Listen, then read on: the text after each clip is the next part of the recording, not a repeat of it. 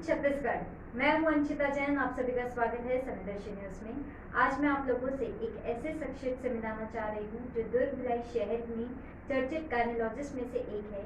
वो महिला जो सरल स्वभावी, मृदुभाषी एवं उच्च व्यक्तित्व कहलाने वाली एक महिला है। मैम, आपका बहुत बहुत स्वागत है समीदर्शी न्यूज में। तो चलिए मैम, शुरुआत करते हैं। मैम, स्थान रायपुर, छत्तीसगढ़। और आपने हायर एजुकेशन कहाँ से? मेरा प्राइमरी एजुकेशन रायपुर में ही हुआ, फिर MBBS भी रायपुर मेडिकल कॉलेज में हुआ। इंटर्नशिप में मैरिज हुई और यहाँ दुर्ग में आई और यहाँ से मैं DNB गायनिक किया, हाउस जॉब किया सेक्टर 9 में, उसके बाद DNB गायनिक सेक्टर 9 में। उसके बाद जहाँ जहाँ हस्बैंड ने काम किया वहाँ साथ में रही। नागपुर में रही, सेवाग्राम में रही, इसके बाद मैं पीपल्स हॉस्पिटल भोपाल में रही, मौलाना आज़ाद कॉलेज में हॉस्पिटल में दिल्ली में रही। ऐसे 3-4 जगहों पे एक्सपीरियंस किया। आप अभी कहाँ कर रही हैं? मेरा प्राइवेट ओन हॉस्पिटल है, गुलाटी नर्सिंग होम करके। मेरे इन-लॉज भी डॉक्टर हैं, मदर इन लॉ गायनेकोलॉजिस्ट हैं, तो उनके हॉस्पिटल में उन्हीं के साथ अटैच हैं। तो जैसे कि मैम, आप काफ़ी समय से समाज में सेवा देती आ रही हैं, तो आपको कैसा लगता है, कैसा महसूस करते हैं, कैसे सुकून मिलता है?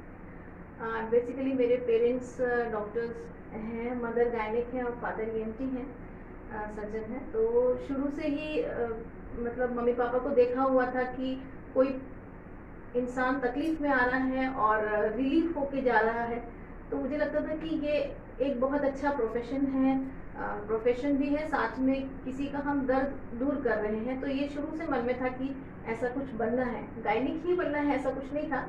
पर मम्मी को शुरू से देखा हुआ था और किस्मत से यहाँ आई तो मदर इन लॉ भी गायनेकोलॉजिस्ट थी, तो काफ़ी कुछ पास से गायनेकोलॉजी क्षेत्र में देखने का मौका मिला। तो परिवार, फिर अपना पेशा, उसके बाद अभी समाज सेवा, तो सबको आप कैसे एडजस्ट कर लेती हैं?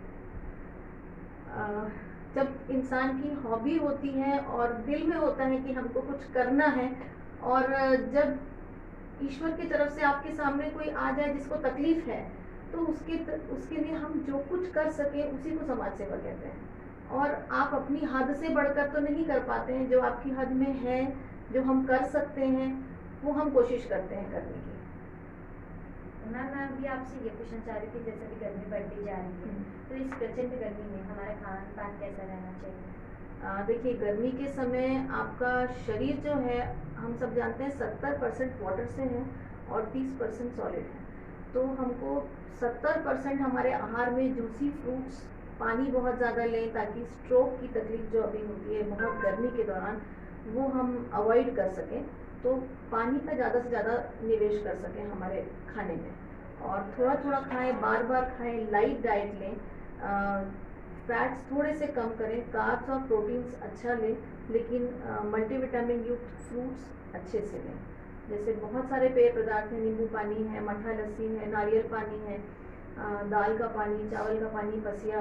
तो ये लोकल जो अपनी चीज़ें हैं ये बहुत अच्छी हैं इलेक्ट्रोलाइट्स के। तो मैम, अभी प्रेग्नेंट महिलाओं को क्या क्या ध्यान रखना चाहिए? प्रेगनेंसी में जो महिलाएं आती हैं तो उनको हम कैटेगरी वाइज बांटते हैं कि शुरू के 3 महीने फर्स्ट ट्राइमेस्टर, बीच के 3 महीने सेकेंड ट्राइमेस्टर, फिर आखिरी के 3 महीने थर्ड ट्राइमेस्टर।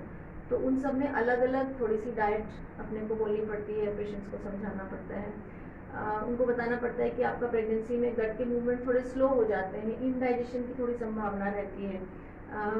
फर्स्ट ट्राइमेस्टर में उनको नौशिया रहता है, वॉमिटिंग की सेंसेशन रहती है, हार्मोन्स के कारण नाक का स्मेल, मुंह का टेस्ट चेंज हो जाता है। तो अपने हिसाब से उनको खाने के लिए बताया जाता है कि आप एक ट्रे में अपना सामान निकाल के रखिए कि मुझे दिन भर में खाने के अलावा दिन भर में कोई भी 2 फ्रूट, थोड़ा सा ड्राई फ्रूट, 1 कटोरी दही शक्कर, दिन भर में 1 गिलास दूध, आधा कप दिन में 4 बार, इस टाइप का आप अपना एक रखें कि हफ्ते में 3 दिन हम नॉनवेज है तो खा सकते हैं, अगर वो वेजिटेरियन है तो हफ्ते में 3 दिन पनीर खा सकते हैं, 2 दिन पनीर खा सकते हैं, हफ्ते में 2 दिन 3 दिन सलाद खा सकते हैं, हफ्ते में 2 दिन स्प्राउट्स खा सकते हैं।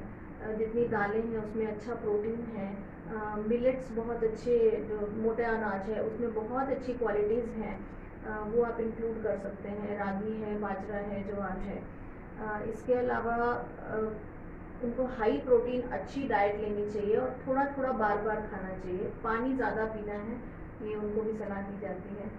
और इस खाने के अलावा थर्ड ट्राइमेस्टर में जब बच्चे के ग्रोथ का टाइम होता है तब उनको बहुत शॉर्ट एंड फ्रीक्वेंट मील्स के लिए हम सलाह देते हैं। तो जैसे कि मैम अभी जो टीनेजर्स के बच्चे हैं वो ज़्यादातर जंक फूड खाना पसंद करते हैं, जंक फूड का इस्तेमाल करते हैं, तो उनके लिए आप क्या राय देना चाहेंगे? देखिए, इसमें सिर्फ टीनेजर्स की गलती नहीं है, इसमें पूरे समाज की गलती है। अगर हम मदर्स मिल करके बॉयकॉट करती हैं जंक फूड को, और क्योंकि मदर्स भी आजकल 70% लोग वर्किंग हैं, तो वो भी थक जाती हैं, जॉब में हैं, और घर में जैसा बच्चे को पसंद है वैसा हम लोग नहीं बना पाते हैं। तो मदर्स को हम लोग यही सलाह देते हैं कि आप रेनबो डाइट बच्चे के सामने सर्व करिए। रेनबो डाइट मतलब हर कलर का खाना कुछ कहता है, हर कलर अलग मल्टीविटामिन से युक्त है। जैसे जितनी येलो चीज़ें हैं उनमें विटामिन ए ज़्यादा मात्रा में रहता है, जितनी हरी चीज़ें हैं जैसे धनिया है, पुदीना है, जितनी ग्रीन चीज़ें हैं, जितनी ब्लैक चीज़ें हैं जैसे किशमिश है, खजूर है, गुड़ है, जितनी लाल चीज़ें हैं जैसे बीटरूट है, टमाटर है, इन सब में आयरन भरपूर मात्रा में रहता है। बच्चों को हम जैसे स्प्राउट्स हो गया, चना वगैरह हो गया, और गुड़ हो गया, जैसे हमारे पुराने ज़माने में जितने मंदिरों में हमारे प्रसाद मिलते हैं, आप गौर करेंगे तो चना गुड़ मिलता है, मूंगफली चना मिलता है, तो खिचड़ी मिलती है जिसमें हम सारी चीज़ें डाल के एक साथ बनाते हैं। तो ये एक बैलेंस डाइट हुआ करता था जिसमें महिलाओं को और समाज में सभी को डेफिशिएंसी ना हो। तो हमारे बच्चों को जब हम बचपन से बताते हैं कि बेटा ऐसे ऐसे इन चीज़ों में ये मिलता है और हम इसको कैसे खा सकते हैं, मतलब आजकल हम लोग प्रिजर्वेटिव युक्त चीज़ें ज़्यादा खा रहे हैं, तो उसके कारण से बहुत सारी चीज़ें डाल के एक साथ बनाते हैं। तो ये एक बैलेंस डाइट हुआ करता था जिसमें महिलाओं को और समाज में सभी को डेफिशिएंसी ना हो। तो हमारे बच्चों को जब हम बचपन से बताते हैं कि बेटा ऐसे ऐसे इन चीज़ों में ये मिलता है और हम इसको कैसे खा सकते हैं, मतलब आजकल हम लोग प्रिजर्वेटिव युक्त चीज़ें ज़्यादा खा रहे हैं, तो उसके कारण से बहुत सारी तकलीफ़ें हो रही हैं। सबसे प्रेवलेंट जो अभी सोसाइटी में देखने में आ रहा है पीसीओडी है महिलाओं में, जिसमें अंडेदानी में अंडा ठीक से नहीं बन पा रहा है। एक्चुअली लाइफस्टाइल डिसऑर्डर है, इसमें हमारी सीडेंट्री लाइफस्टाइल हो गई है, एक्सरसाइज की बहुत कमी हो गई। हम काम दिन भर कर रहे हैं लेकिन हम चेयर पे बैठ के कर रहे हैं, हम स्विचेस से पूरे काम कर रहे हैं, हम रिमोट से काम कर रहे हैं। तो हमारी लाइफ में जैसे सिलबट्टा गायब हो गया है किचन में, बैठ के कपड़े धोना गायब हो गया है, तो एक्सरसाइजेस जो पहले हुआ करती थी वो गायब हो गई है बेसिकली। तो एक्सरसाइज के लिए हमें अलग से ध्यान देना पड़ रहा है इसमें। तो लाइफस्टाइल डिसऑर्डर जो यही है कि हमारी एक तो एक्सरसाइज, दूसरी हमारी डाइट फाइबर युक्त ज़्यादा होनी चाहिए, हाई प्रोटीन होनी चाहिए, लो कैलोरी होनी चाहिए। कैलोरी आपके काम के हिसाब से और आपकी ग्रोइंग एज के हिसाब से कि आप अभी ग्रोइंग हैं, कि आप ग्रोथ अचीव कर चुके हैं, कि आप सीनियर सिटीजन में आ चुके हैं, तो उस हिसाब से हमको कैलोरी प्लान करना पड़ता है। एक ही घर में जितने लोग रहते हैं सबके लिए बैलेंस डाइट अलग अलग क्राइटेरिया है, तो वहाँ पे डाइटिशियन का रोल आता है। जब भी कोई थकावट महसूस कर रहा है तो उसको बिल्कुल डॉक्टर के पास अप्रोच करना ही चाहिए कि भाई मेरे को थकावट क्यों हो रही है, कहीं कोई डेफिशिएंसी तो नहीं है। हम नॉर्मली अवेयर नहीं हो पाते हैं, जागरूक नहीं हो पाते हैं कि हम कब अप्रोच करें। तो अगर आप 15 दिन या 20 दिन से आप कंटिन्यूसली ठीक से खा रहे हैं या आपको भूख नहीं लग रही, तो बिल्कुल अप्रोच करना चाहिए कि कहाँ अपने को प्रॉब्लम आ रही है।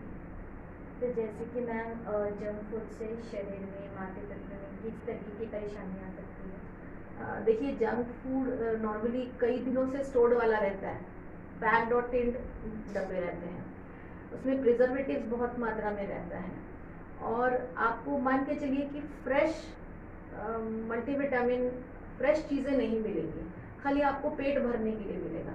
तो इन चीज़ों से ओबेसिटी होती जा रही है, आपको प्रॉपर जो ओबेसिटी हो रही है, आपका वज़न बढ़ रहा है, हमको लगता है कि हम मोटे हैं, खाने में हम कमी करते जाते हैं, लेकिन आप असली में विटामिन डेफिशिएंसी में जी रहे हैं, तो आपको प्रॉपर न्यूट्रिशन मिल ही नहीं रहा है, तो आप वज़न ज़्यादा होने के बाद में भी आपको थकावट रहती है। और उसके अलावा जो मैंने बताया कि महिलाओं में पीसीओडी बहुत प्रेवलेंट हो गया है, इन्हीं चीज़ों के कारण से हो गया है।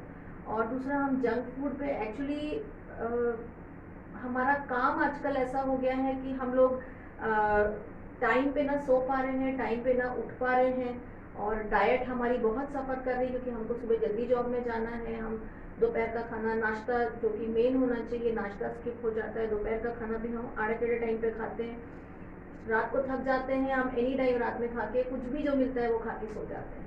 तो एटलीस्ट अपना डाइट प्लान थोड़ा सा अपने को आधे 1 घंटा खाने के लिए, और वो भी हम लोग आजकल खाते हैं तो या तो टीवी या तो मोबाइल देखते हुए खाते हैं, तो हम यही ध्यान नहीं देते हैं कि हम खा क्या रहे हैं।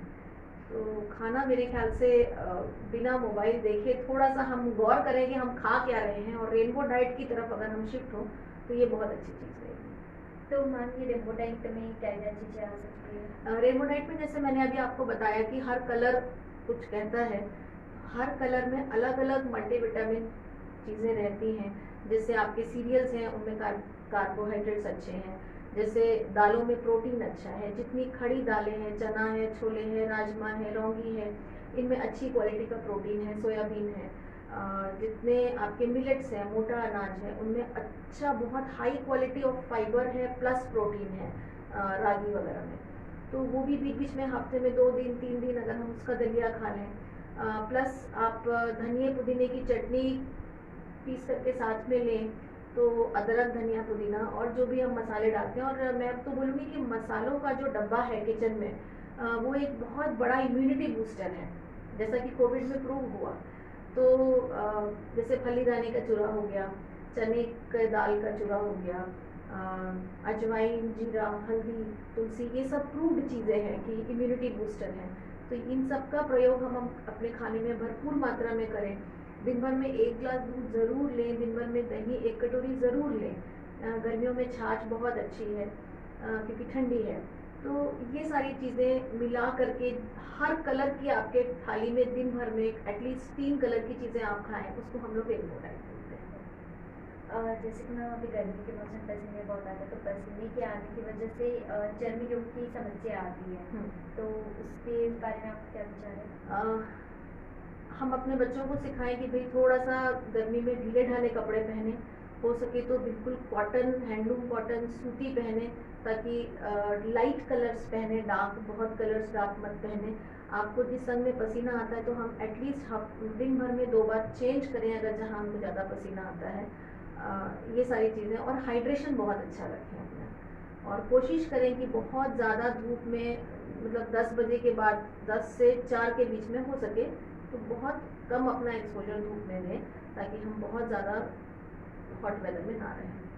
और अभी जैसे सुनने को आ रहा है कि बीपी शुगर का बहुत ज़्यादा बढ़ रहा है, तो उसके लिए आप क्या राय देंगे? देखिए, बीपी शुगर सब एक दूसरे से इंटरकनेक्टेड हैं। एक्सरसाइज की कमी हो रही है, स्ट्रेस बहुत बढ़ रहा है क्योंकि सब भाग रहे हैं, सब एक दूसरे से कम्पीट कर रहे हैं, अपनी अपनी थाली में सेटिस्फैक्शन बहुत कम है, और भाग तो रहे हैं खाने के लिए लेकिन अपन खा नहीं पा रहे ठीक से। तो इसलिए हम अपने आप को देखें कि हम कितने सुखी हैं, और ईश्वर ने जो चीज़ें दी हैं उसमें हम सेटिस्फाई हों और अपनी लकीर को बड़ा करें, तो मेरे ख्याल से उसमें बहुत एक सेटिस्फेक्शन रहेगा। मेडिटेशन, जो हमारे पुराने वेदों में जो वर्णित है, जो लाइफस्टाइल, वो लाइफस्टाइल कितनी हेल्दी थी। अगर हम बैक टू जाएं पुराना सोचे तो बहुत हेल्दी लाइफस्टाइल हुआ करती थी। तो समय पर उठे, सूर्य के उगने के पहले उठें, रात को जल्दी सोएं, और अपने आप को कुछ समय अपने आप को दें और थोड़ी वर्जिश करें, और डाइट अपना अच्छा प्लान करें, क्योंकि आफ्टरऑल हम खाने के लिए ही पूरे दिन मेहनत करते हैं। और अपने बच्चों को कुछ टाइम दें, बड़ों को कुछ टाइम दें, और परिवार को कुछ टाइम दें। तो मेरे ख्याल से ऐसा इंसान हेल्दी, साइकोलॉजिकली, मेंटली, इमोशनली हर तरफ से हेल्दी होगा। मैं आपसे एक अंतिम सवाल कर रही हूँ, जो कि दर्शकगण की तरफ से मेरा पर्सनल सवाल है। और जैसे पहले के जो डॉक्टर्स थे वो नाड़ी देखकर ट्रीटमेंट करते थे, पर आजकल के डॉक्टर्स दुनिया भर के टेस्ट करवाते हैं, बाहर में टेस्ट करने के लिए बोला जाता है, उससे जो मरीजों के पॉकेट में भारी पड़ता है, तो इसके बारे में आप क्या कहते हैं? देखिए, नाड़ी देख करके, नाड़ी एक्चुअली पल्स है। पल्स कुछ जैसे मैम, आप हमारे दर्शकों को कुछ कहना चाहेंगे? मैं सभी को यही कहना चाहूँगी कि हेल्थ सिर्फ फिजिकली नहीं होती, mental, emotional, psychological and social.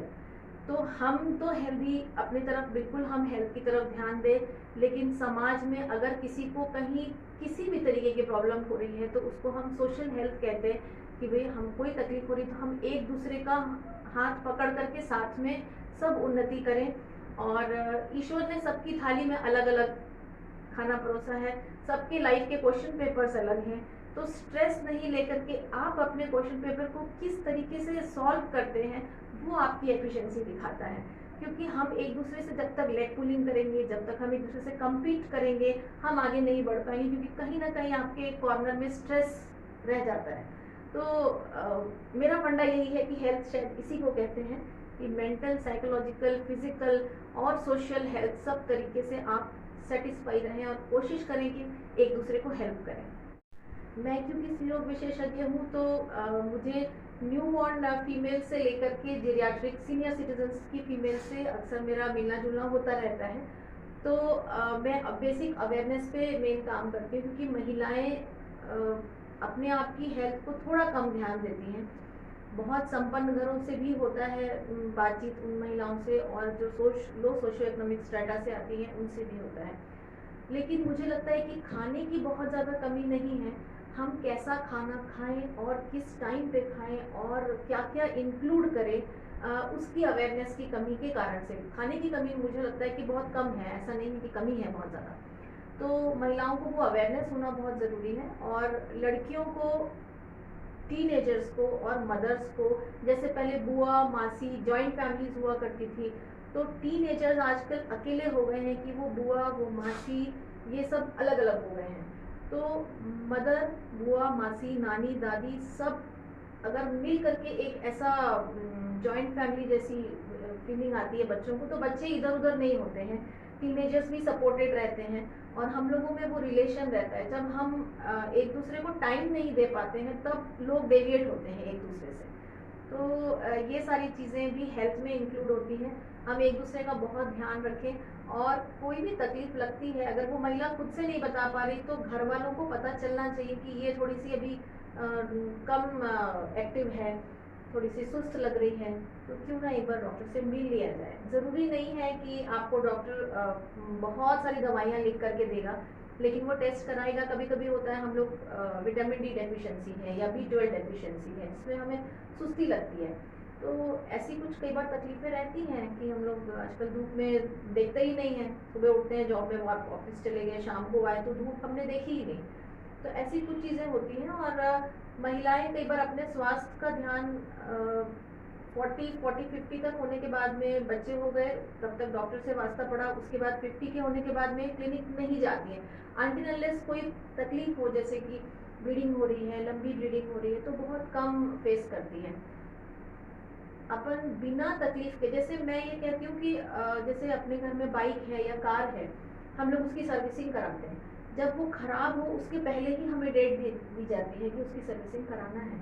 लेकिन हमारी जो शरीर की गाड़ी है, हम लोग जब तक उसकी कंप्लेंट नहीं आती हम लोग सर्विसिंग नहीं कराते। तो डॉक्टर्स के पास एक्चुअली एक हेल्थ चेकअप, यूं ही हेल्थ चेकअप साल में एक बार, 1.5 साल में एक बार, वो अपनी बॉडी की एक्चुअली सर्विसिंग है कि भाई कहीं कुछ खराबी तो नहीं है। क्योंकि हम इतना पैसा दूसरे कामों में यूज़ करते हैं। अगर आपकी हेल्थ अच्छी होगी, हेल्थ इज़ योर वेल्थ, आपकी हेल्थ अच्छी होगी तो आप हर चीज़ को एंजॉय कर पाएंगे। तो इसको इस तरीके से हमें देखना चाहिए। तो दर्शकगण, आपने मानसी जी की परामर्श सुनी। अगर आपके मन में ऐसे कोई प्रश्न उठ रहे हैं तो आप हमें कमेंट कर जरूर बताएं। इसी के साथ मैं अंशिता जैन आप लोगों से लेकर इजाजत।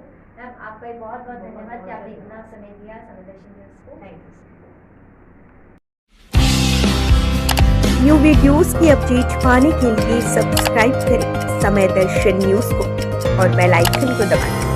आप देख रहे हैं समय दर्शन न्यूज़ चैनल।